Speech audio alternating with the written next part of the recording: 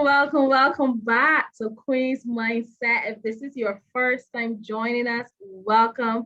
We are so happy and excited to have you here with us tonight as you are joining us to listen to this yet again, another powerful story on Battered, Bruised, Not Broken Season 2. Here with us tonight, we have NaTkesha Vaughn. I'm so excited because I know she has a powerful story to share. I can't wait to go right ahead and introduce her to you. But before I do that, if you have not done it before, I want you to go right ahead and just click that subscribe button just down below and make sure that you are subscribed to this channel so that you can be kept up to date on whenever we're bringing out our new videos so that you get to see it first. So let's go ahead and get started. Hi, NaTkesha. Welcome. How are you? Hi, good evening, Kamisha. I'm fine. How are you? I am doing well. I am doing well. Go right ahead and introduce yourself to our viewers here tonight. Good evening, everyone. My name is NaTkesha. I am a 30-year-old woman of faith.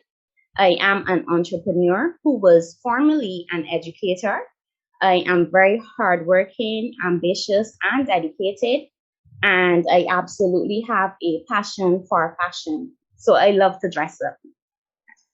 I, I currently work in a boutique and my job entails serving looks. And by that, I not only confidently outfit women to look the best, but most importantly, to feel the best. I am a very down to earth person. I don't show two faces. So basically, what you see is what you get. Well said. Well, welcome to everybody. That's NaTkesha there. All right, so let's get started about your story. Tell us about, the adversity that you would have been faced with and how you were able to overcome. Okay, even before I share this adversity, Yeah. I would like to say a prayer to the Lord. Is that okay? Yeah, definitely. Most definitely. Okay. Go ahead. Yeah, you can go ahead. Yeah. Oh, okay. Dear Lord, as a form of obedience, I humbly come before you to first publicly share my adversity. Oh Lord, only you know the entire story and all the pain and trauma that I've been through. You know my heart, oh Lord, and it's not my intention to bring down anyone's reputation, but rather to share this past to my testimony to bring all glory to your name. I will tell my entire story as you instructed me to tell the truth and nothing but the truth. May this story touch the lives of your people who may have experienced the same adversity. May this story set them free. May they come to you for healing and deliverance.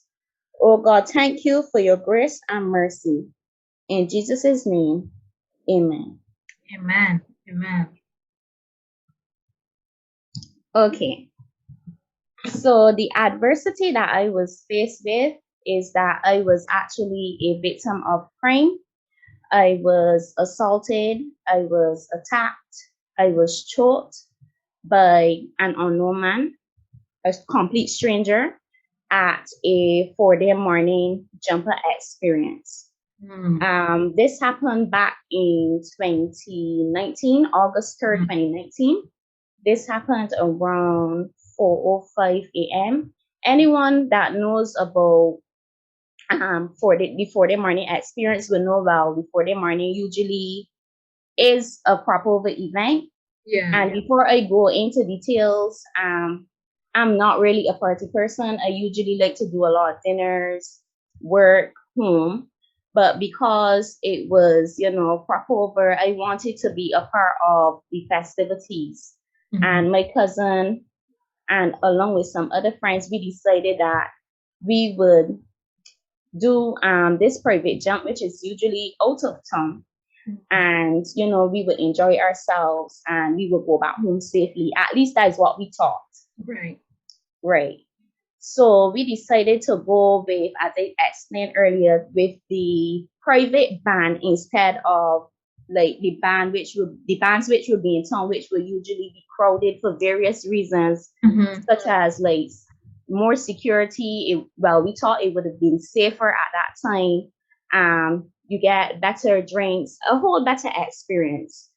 And usually, um, usually to with the location, with the private band, they actually send you an email the same exact day of the location for various reasons such as Right. security. So figuring, at least, it will be secure and Yeah. what's not. Okay, fine. So we got the location. The location at that point in time was, I'm not sure if you're familiar with where Chipmunk is, but Lowlands Balls Plantation. Right. It was there, and as you know, up that side is quite lonely, and it has a lot of bushes and cart roads and stuff like that. Anyways, I wasn't fearful at that time due to the fact that it had a lot of lighting at the starting point, and I could recall seeing the police, and they had bouncers, and everything was good. Okay, so the Friday morning started, the experience started like around, that would have been the Friday night, like 11 o'clock, and it would usually run into the Saturday morning, which would be like till 5, 6 o'clock when morning breaks out. So around 4:05 on August 3rd, 2019, around, as I say, 4:05, we were having a good time. We were dancing.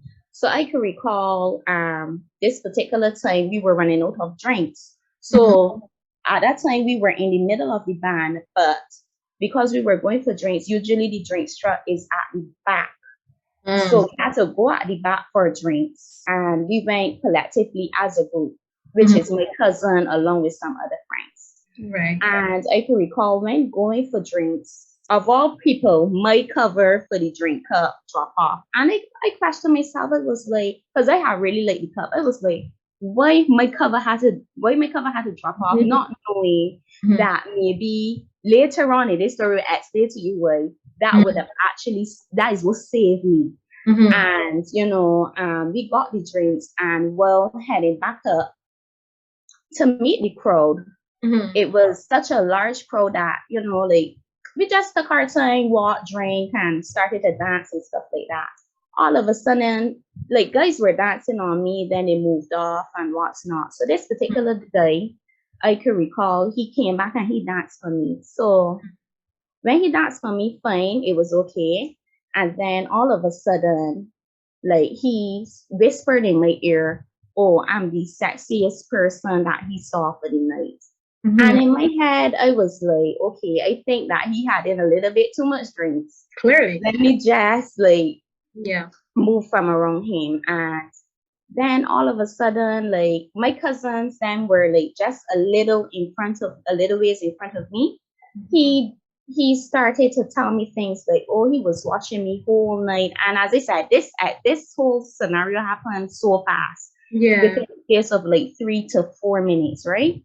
And he starts telling me that oh Lord help me. He started to tell me, oh, he was watching me for the entire night and how beautiful I am and stuff like that. And within myself, I was like, who's this psycho? Like, who's this weirdo? Right? And all of a sudden he just like locked my neck. So he locked my neck just like that. And I was like, I tried to get away from him, but his actions are so smooth, so smooth.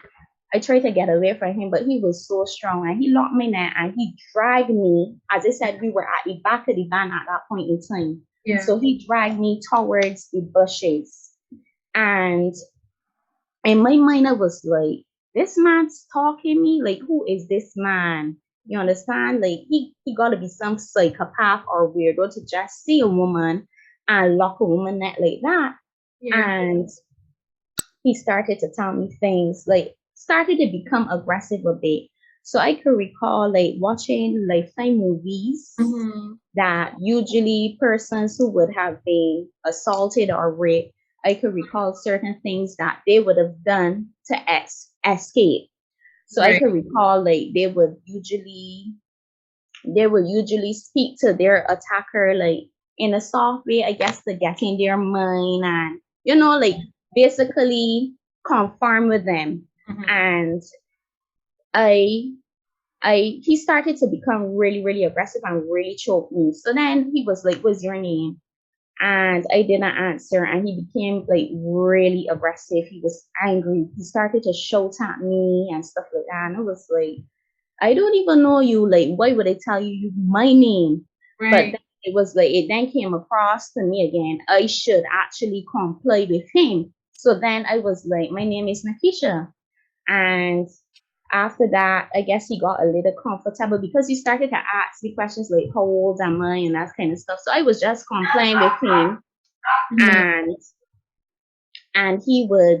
Then all of a sudden, I felt as though like he eased up a little in terms of choking me. He like because he started to get comfortable. And when his hand eased up, I ran away. I ran so fast, but the band was so far up already that like, and plus I was in complete shock. Like I couldn't believe that this was happening. Right. So as I was running, he actually ran behind me, and he caught up with me, and he locked my neck even tighter. He locked my neck, and he hold me by my tummy, and like he was dragging me even more in the bushes, and I could recall seeing a cart road.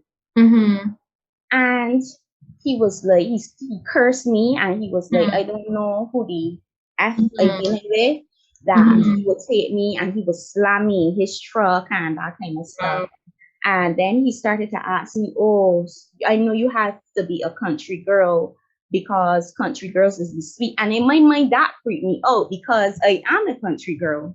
And it was like, wait, this man, like he was talking me from every sense, like a whole set of start going in my mind, because I was like, "How you know he's a country girl?" I was like, "Yeah, he's a country girl. Like, how you know?" And he was like, "You real sweet." That's all he was saying. "You real sweet, you real beautiful," and that kind of stuff. And once again, I complied with him.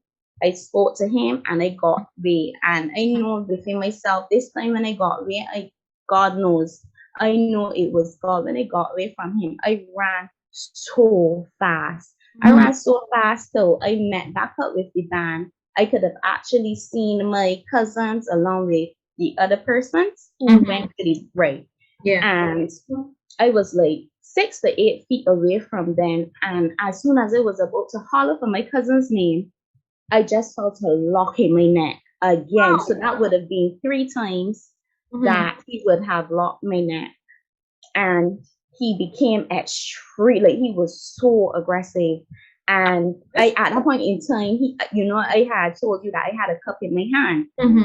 The same cup is what saved me along with God, because I know within this time that I wouldn't have gotten away. And what I did is that at that point in time, I could not talk, I could not breathe. That is how bad it was. Like I was choking. So what I did is that I raised the cup, and I started to like try to sprinkle the juice on my cousins, so at least it would get their attention.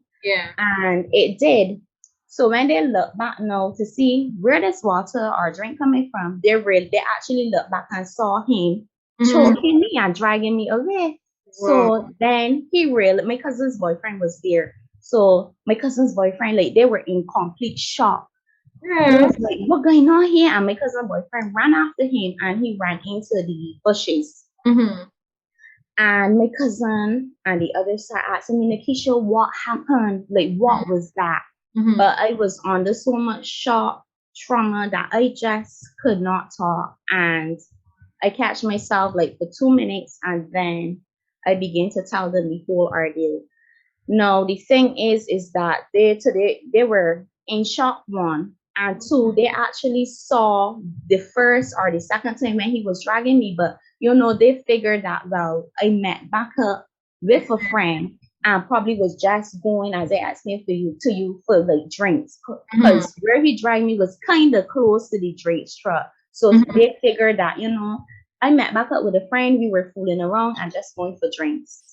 But to her greatest surprise, she would never imagine that I was being assaulted, and I was in a cycle. It was, and She was like, oh my gosh, you could have been raped, you could have been murdered, you know, like it just had her good.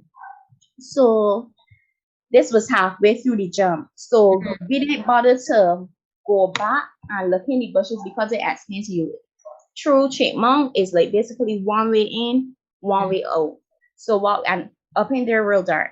So it don't make no sense going looking for a man. You don't know if he's armed, and based on the behavior he was showing, like it's just best to finish, go to the end, and until morning broke out. So that's what we did. We went to the end of the jump until morning broke out. Now, when morning broke out, my cousin was going to, because it's a 4-day morning experience, you will obviously have paint around you and mud and that kind of stuff. So she went to wash off at the water truck. And when she went to wash off at the water truck, she realized that a familiar face, it had looked like the man that had attacked me. So she came to me and she was like, all that time I went for something to eat, then to leave. She came to me and she was like, I think that I saw the man that attacked you. She was like, come, let me show you and see if you can identify him. And to my greatest surprise, when I went, it was actually the man on top of the water truck. Meaning anybody thought, like for me, I thought it was the person that assaulted me and attacked me would have been a reveler just like me. Who would have ever imagined that it was actually somebody working for the 4-day morning ban? Wow. And what my cousin did, she was like, okay, let me take this in my hand. So what she did is she took out her phone and she started to she confronted him. So she was like, oh, you attacked my cousin. And do know that my cousin dad is a police and he will find you. You understand? He will find you. But this guy, he's such a psychopath that he started to wet my cousin up. And then like after she started to tell him off and stuff like that, he became clearly he has a problem against women. He got off the truck. He got off the truck and he came down and he was like up in her face arguing with her.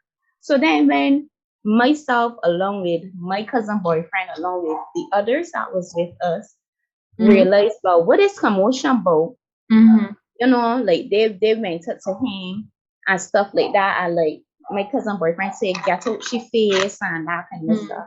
And then my cousin told her boyfriend, well, this is the guy that locked NaTkesha's neck, that attacked NaTkesha. And with that, my cousin boyfriend, he called all of his other men. And it was like basically the attacker to like 20 men. And to be honest, I was the most level-headed at that time. So I had to beg them, please do not kill him. Please do not hurt him, because if you all do, then I will basically have the rest of my life to work and because y'all help me. So if y'all help me, y'all beat him or kill him or something like that, I ain't gonna pay lawyer for one. So basically, I would have to, you know, just don't hurt him. Leave it to me. I will go the right way, which is going to the police. And at that point in time, it was a big commotion. So everybody started looking, and then the security came over and stuff like that. So when the security came over, we explained everything to the bouncers and the security men and everything. And they didn't really give me any forward, but within myself, I knew that when I left there, I was heading straight to the police station. And when I left there, we also had the recording of him, so we used that as evidence. When I left there, I went home, and as soon as I stepped through the door, my mom asked me, "Oh, how was the experience?" And I was like, "It was okay until," and I told her along with my dad about everything which would have happened. And my dad is a police, and he told me exactly what to do. And he advised me that I should go to the police station, and he advised me which station is attached to that particular area. And I went to the police station, and when I got to the police station, I explained everything I would have just told you, and I show them the video, everything like that. And when I show them the video, this just start asking me like certain questions, and then um this was from the police constable. He was very nice and stuff like that. He actually wrote my name in a book along with my number. But the only thing is that they didn't write any statement, which is what alarmed me. Right. And yeah, they didn't take any statement. And then he called his senior, and his senior like started to carry me along funny, and he was like, "Oh, how could you come here with big information? This can't we can't help you with this." So I was like, "Sir, do you realize what I've been through?" I Yeah. was like, "Sir, I have been attacked. I Correct. have been choked. I have been assaulted. Probably, God knows a little bit more. Y'all probably would have found a dead body, Yeah. based on how this man was operating." I said he's a psychopath. I'm a business person. I don't know if he is watching me and my family. I'm fearful. I told him that I'm fearful. I'm actually fearful for not only my life, but my family's life. I'm fearful. And he was like, "Well, we can't help you. You come here with just a video. You came here without a name." I said, "Sir, how could I give you a name when I explained to you that he is a complete stranger? I never saw Right. this man in my life, like not even once. I never saw him." And he was like, "Oh, ma'am, I'm sorry, I can't help you, blah, blah, blah." And I just got up. I was in total disbelief. I was like, Mm-hmm. "Wow, how he making it seem? He making it seem as though I am the person who committed the crime, when really I'm the victim who needs help." You understand? And His role is to with, solve the crime.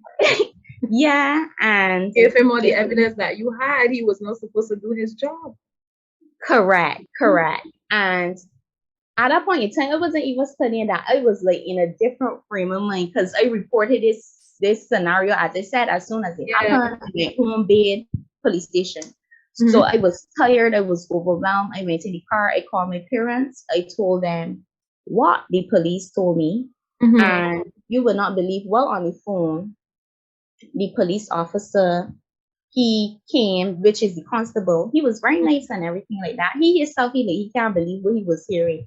He came and he knocked on my door, and he was like, "What's your name again?" And he had a notebook, and he wrote my name in his notebook along with his number. Mm-hmm. And all that time, my parents was on the phone with me. Mm-hmm. So when I told him that, he was like, "Okay, ma'am, have a good evening. What's not?" So my mom was like, "So wait, inside of there, they didn't take that like certain information." And I was like, "Mommy, you don't understand that these people basically telling me that they can't do anything for me." So I started to cry and overwhelmed. So she told me, "All right, come down by the store and meet her, and we will go from there." So How comes your dad didn't go with you since he's also police, but he didn't go with you? right. So he's also a police, but how to put it? I guess because I am so close to him, it Mm-hmm. would be kind of like, I don't know if to use the word unethical, but the Mm-hmm. case probably wouldn't be as valid as it should. But Okay. what he did is that after the station wasn't giving me any forward, Mm-hmm. and to be honest, at that point in time, my mom was losing it. Like, she was literally losing it, because if a police officer could come to me and tell me sometimes you've got to help yourself in certain situations, that is what the sergeant man tell me. Basically, he telling me that, like, I should go out here and kill the guy, because a little bit more, maybe they would have found a dead body after all those men hold on on him, because they were really angry. You Yeah. understand? And my mom wasn't taking it easy. My mom was depressed, just like I was. She Mm-hmm. was crying all the time. She was like, "Oh gosh, like, probably, she would have got a body to bury," and like a lot of stuff was just going through her head. She was very emotional, and she was like, she has to find this man. Mm-hmm. And when she find him, she will hurt him. Mm-hmm. So, like, my dad, he couldn't deal with that, and seeing like both her along with myself like depressed. Mm-hmm. So he had to be a man and take things into his own hands despite his job.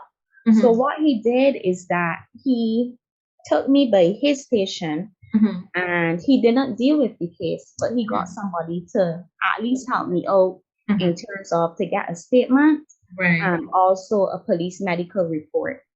So I give them the statement and they give me a piece of paper. I had to go to the doctor and to get a medical report. And I had to, that process was kind of long because the same story I would have given you is I had to explain everything from top to bottom. And yes, that you were reliving it all over again. Reliving it just like right now. In order to tell this story, I have to relive it. You know what I mean? And yes, despite I may not have physical scars on my body, you know, I have mental and emotional scars, which to me is even bigger. And, you know, and people don't realize that. So after I had the doctor report, I submitted it back to the police station, and after that, then we at least started to get some kind of forward, you know, going forward with this case. But I had to, in order like to, for me, at least I had a video. So what I did is that I used wisdom. God gave me wisdom. So what I did is that I posted it on my social media, on WhatsApp and on Instagram. I showed the video. I had a writing that I was assaulted, blah, blah, blah. Anybody knows this man, please contact me at blah, blah, blah, what's not. And with that, it was up for like a day or I keep on reposting it like for a couple of days. And I can recall having, somebody that I thought was a friend. She's on my WhatsApp, and God knows up to this day, I'm still grateful for all the things that she would have done. But I honestly thought she was my friend. And she saw the video and she was like, hey, but I know this guy.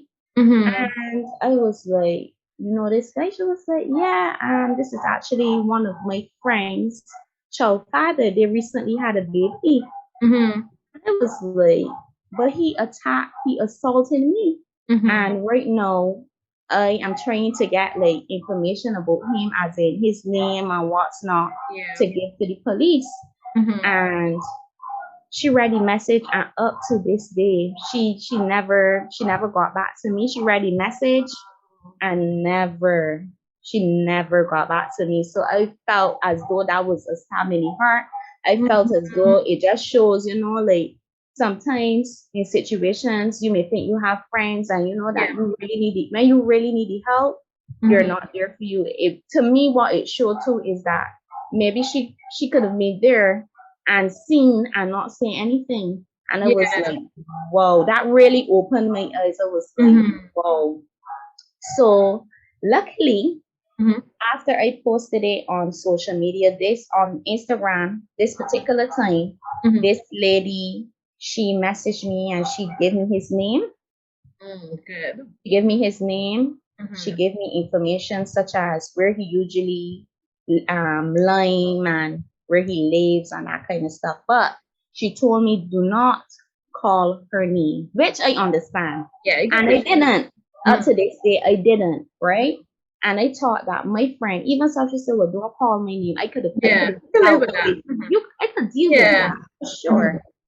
And also I forgot this part. The guy, we had to go through, even before I posted it on social media, my cousin, she was helping me. She was very, very supportive. She was helping me, but she was disturbed herself. She was helping me, like, trying to find information about him, and she was also posting it and stuff like that. And she even called the band and the band leaders, and she explained the scenario to them. And they were like, you would not believe that this guy, we don't know anything about him, because how they explain it is that they hired a contractor, which is with the water truck. So if anything, I would have to speak to the contractor of the water truck. And they gave me the information easily. So when I called the contractor of the water truck, no, as I said, this is a whole long process. Like, for you to fully understand this story, I got to the top to the bottom. When I called the contractor, no, he told me that the whole sad situation about this story is that he has a water truck company, and as you know, it's for the morning. So there are various vans. So all of his trucks and his men were out, but because they were short, one of his men decided to bring along a friend to help out last minute. So he actually doesn't know the guy's name, but I explained to him, I described him, everything. He said he know who I mean, but he don't actually know his name or has any information as yet. So I said that's fine. He said, but I will find the information. I will get the information back to you. And I was like, thank you. And within 30 minutes or less, he came back with the name, a number, the address, everything. And I was like, thank you, Lord. I was able to at least, have something. Basically, I was doing the police job. I was about to say. my my cousin and I, we were the investigators of that case. So I had to tell the police, like, his name, his address, where he lives, where he does be, where he works. I had to tell them everything. And with that, we actually get going with the case. So then,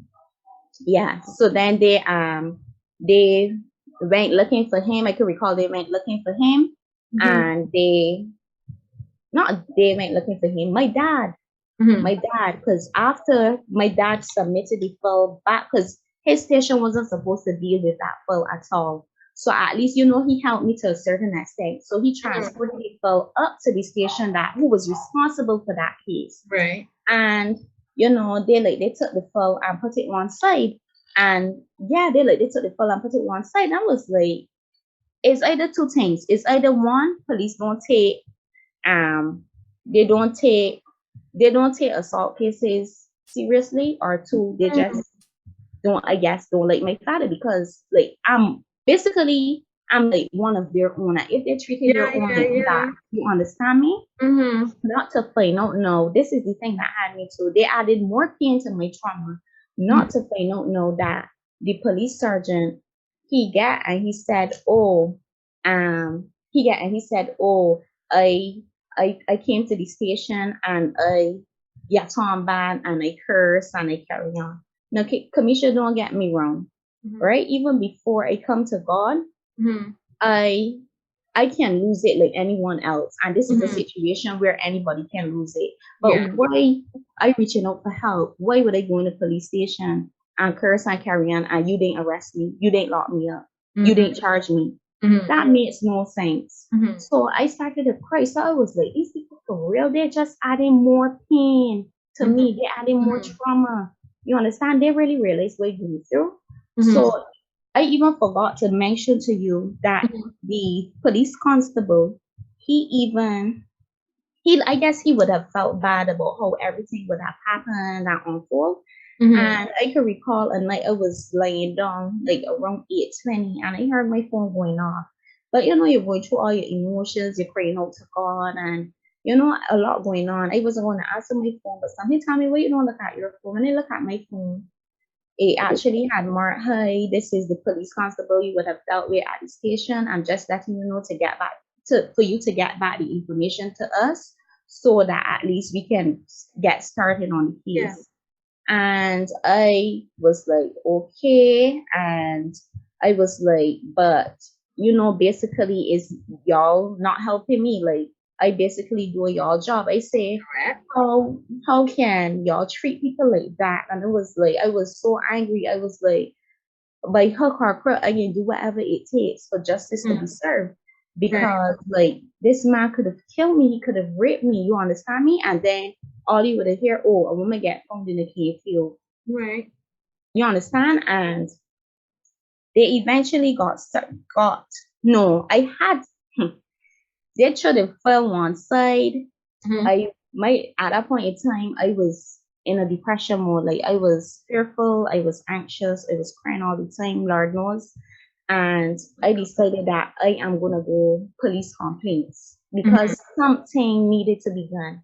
And when I went police complaints, the lady that was there that was listening to my query, she started to tell me, oh, after I explained everything, my entire story, she was like, oh, maybe the guy was under alcohol. So I was like, because he was, I don't because justify here. What are you saying? I was like, because he's under the influence of alcohol, give him the right to do what he did. Correct. And she asked me what you said his name was, so I told her his name, and she was like, she put it in the computer system, and she was like, "Is him in his parties or so?" I said, "Ma'am, to be honest, I don't know. I knows nothing about this guy." I said he's probably around, probably 40 something or something like that. He looks that way. And she had a pencil in her. She had a pen in her hand, and she dropped the pen like that and just started scrolling. Meaning the guy got a whole criminal record though. Wow. A whole record. Wow. And she didn't have to say anything. She just opened her mouth and I sat back like this. And with that, Tutus, the case got started. They went looking for the guy, and I told them where he works, everything. When they went down there, the same time I was on the road. So what my cousin did is that she picked up the phone and she tried calling the workplace and asking like, oh, does he work there? Can I speak to him? So they said that, well, he doesn't work here anymore and that kind of stuff. But my cousin told me the tone of voice that the lady had, apparently he got fired for doing something wrong. That is what she picked up. And I was like, okay. So then the same time I called the police and I was like, don't go that place because he doesn't work there. They was like, yes, ma'am. We went there ready and we were informed. So then they went by, I guess, his home. When they went there, people in the neighborhood were like, oh, we don't know anybody by that name. And yeah, we don't know anybody by that name, but they went at the exact house and his parents said, we don't know anybody by that name. So they had another location to go to where he does be, which is by his girlfriend. So they went up there and he wasn't there. And I think the 2 days afterwards, because I had just came back from traveling, the morning I got a call early in the morning, like 6 o'clock. And it was the police sergeant. He was telling me, oh, hi, Miss Vaughn. I'm just here to inform you that the guy, he presented himself to the police station. Good. We have him in custody. And we would like you to come and identify him today, ASAP. So I was like, I don't mind coming to identify him, but how it is as a business person, I had my stock to clear. I had to deal with customs. I had a whole set of stuff to do. So I was like, okay, I'll come at X and Y exact time. And he was like, no, it has to be ASAP. So I said, okay, I tried to balance both and I made it to the police station. They took another statement and they said that I have to do something called an ID parade. Now, what ID parade is that basically you're going into a room, you're seeing like different people, different men, different faces, like and you actually, a lineup. So you actually have to identify the person. So he explained everything to me, and I was like, okay. So I gave him another statement, and I went into the room. So because I know who assaulted me, I have the evidence. I pull up pictures of him, all kind of stuff. Yeah. I know who I was looking for clearly. Right. So as soon as I entered the room, the policeman was like, ma'am, the person who assaulted you may or may not be in here. If he is in here, I want you to identify him by going onto him and touching him. Not touching him, like pointing at him. So for the time I entered the room, it was like 10 to 12 men. And my eyes just spot on him one time and he hold on his head. And I went up and I said, this is the guy. This is the monster that attacked me. Because that's what he is. He's a monster. And all the other guys started to laugh at him. And the policeman was like, you heard what she called you? She called you a monster. Is that true? And he was like, no, sir. And with that, I left. and I went and I had an appointment to do my hair, which wasn't too far away.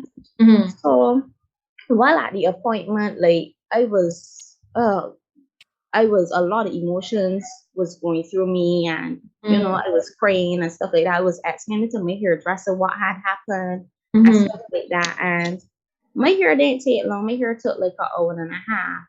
Mm-hmm. And I got a call, but it was a missed call at first. So then Mm-hmm. I was like, who's this buddy calling me? So I decided, well, let me call back. When I called back, it was the police station. So Mm-hmm. I say, hi, good afternoon. Well, I received a missed call from this number. I said, my name is NaTkesha Vaughn. So Mm-hmm. he was like, okay, 1 minute, one moment, let me call Sergeant, whoever. Mm-hmm. And he did call him, and he came on the phone and said, hi, Miss Vaughn.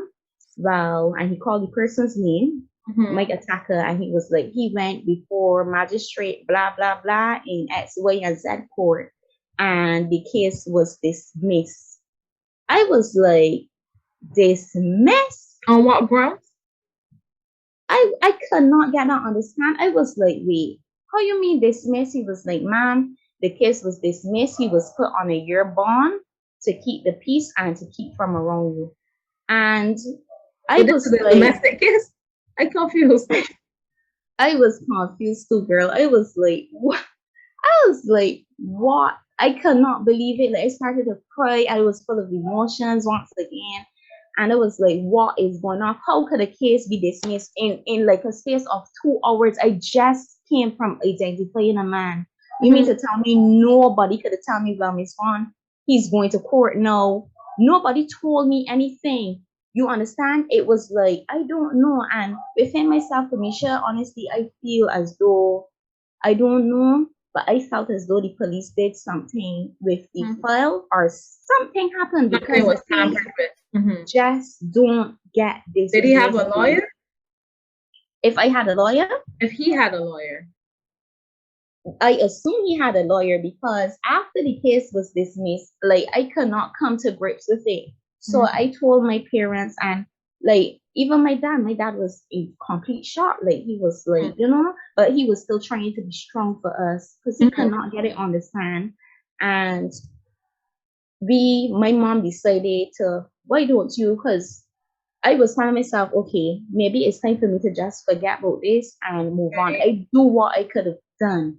You understand? And at least I'm alive. And I was like, this is God. I know God calling me, this is God, this is God, this is God. And I was like, I leave in this case in God's hand. But then something was like, you know what? Maybe you should try again. Why not go to a lawyer? So Mm-hmm. I decided, okay, I'm gonna call these lawyers, well, a lawyer, and explain the story to them and the scenario. No, you will not believe what happened. It was like trauma on top of trauma. I decided to call this particular lawyer. Mm-hmm. No, when I called the lawyer and I told him my name, he was like, wait, you know me? So I was like, no, I don't know you. I would have Mm-hmm. only known of you due to the Mm-hmm. fact that you are a politician and stuff like that. Mm-hmm. And he was like, okay. And he was like, by the way, he was like, you had a case today in court, a assault case. And I was like, yeah, how you know? So Mm-hmm. he was like, um, he took long and he was like, because I told him I can't understand how a case could just be dismissed and what's Yeah. not. I That's, need clarity. Like I yeah. need clarity. I don't understand. And I would feel better within my heart, Mm-hmm. like before I shut that chapter of my life to Yeah. at least get some kind of closure. So I need to talk to somebody, a Mm-hmm. lawyer. And he was like, come and see me. But I Mm-hmm. had a gut feeling about based on the questions he would have asked me, like I said okay. Then I put down the phone. Then I called him back and I say, in all honesty, sorry, I don't feel within my heart that I should come. And he was like, do what I tell you. Come and see me. Come and see me. Mm-hmm. And I was like, within my heart, it didn't sit in well. But I said, okay. I put down the phone again. Mm-hmm. And then I called back again and I said, like something was just telling me. And I told him that I don't know. I don't think I'm coming. Something is not right. like I get in a bad feeling, and that if he was, my the person that assaulted me lawyer, it wouldn't, like I don't want to talk to you. It wouldn't be ethical. Yeah. And he was like, no, no, no, just come and see me.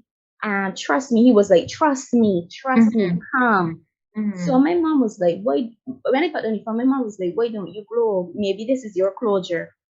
So I was in the court clearing another shipment that I had.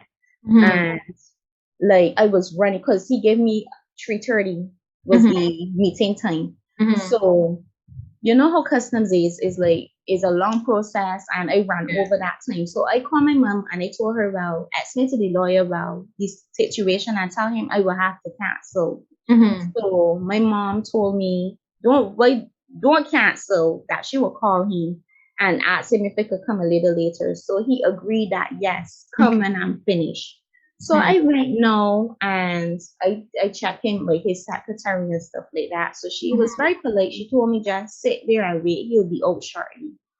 No, in less than a minute, he called me into his boardroom. But I'm a person, I pick up people vibes very fast. So as soon as I entered that room, I knew something was wrong. Like I literally felt the energy in there, and it was the lawyer along with like two women representatives. They just said good afternoon. I said good afternoon. They didn't allow me to sit anything like that.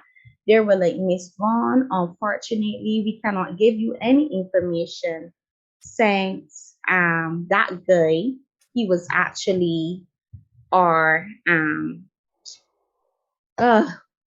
he was actually our They represented him. yeah, he Their represented them. client. He was their client. Yeah, that is the word. He was their client. And my mouth dropped open. Like I could not believe what I was hearing. So at that point in time, I wanted to tell him something. I was like, I wanted to tell Because you him, waste your time. you waste my time. Yeah.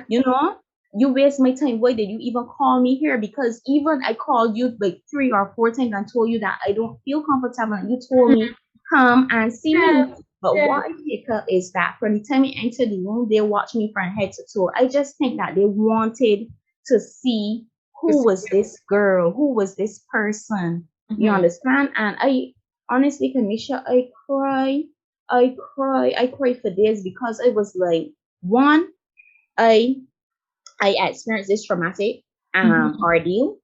Two, more trauma with the police. Three, more trauma with the person that I thought was my friend that wasn't giving me no information. And four, more trauma with the lawyer. And five, more trauma with how the system set up, because it was like he walked free. Yeah. So it was a very traumatic experience, but I think within myself, I had to go through that experience in order to go to the Lord. I believe the Lord was calling me for a very long time, and I had to go through that trail, to actually build and to have a relationship with the Lord. So then after all this happened, then that's when you started your journey with God? Yeah, after all this happened, that's when I started my journey with God, because I started to pray out. Like I started to say, God, like why me? Like why me of all people had to experience this? One, I don't go out regular, right? I'm not really a party person. Two, I wasn't even dressed, because you know how people are. People always like to put the blame on the victims all the time. So I was like, I wasn't even dressed like inappropriately compared and skimpy and scanty compared to other persons. Like, why me? Why me, Lord of all persons? Why me? Like, they had so many other women, you understand? But why me? And I had to go to God to try to like put the pieces of the puzzle together. Wow. That is definitely a lot. So I know we're getting close to the end here, but I want you to just talk to that person who is viewing this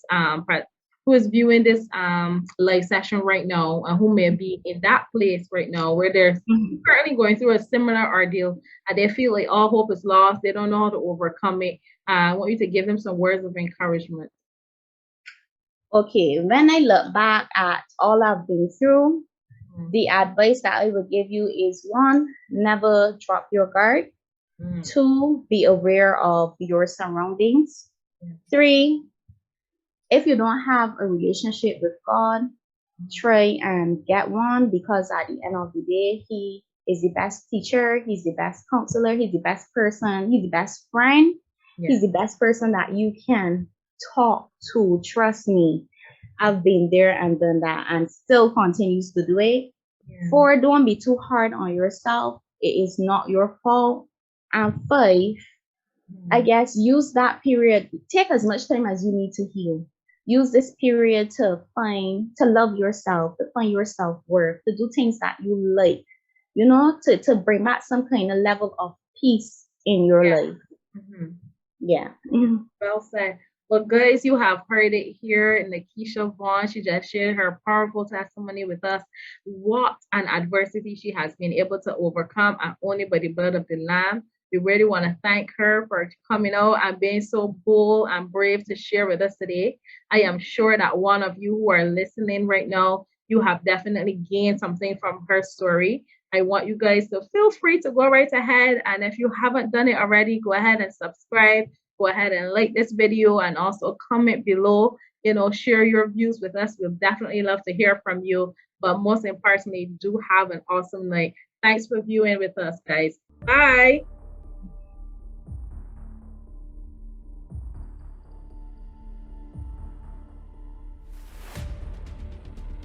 And I went home and I was like literally bleeding. So I was like, I'm going to, like, my brother was there. So that was even the worst thing. Like, they did that in front of my brother. Wow. Yeah, so I was, in the evening, I told my mom what happened. And my mom didn't listen. Like, she was so stressed. She told me, like you guys go and fight in school and then you bring up problems in the house. I have a lot of problems. I can't listen to you right now. Join us for our next episode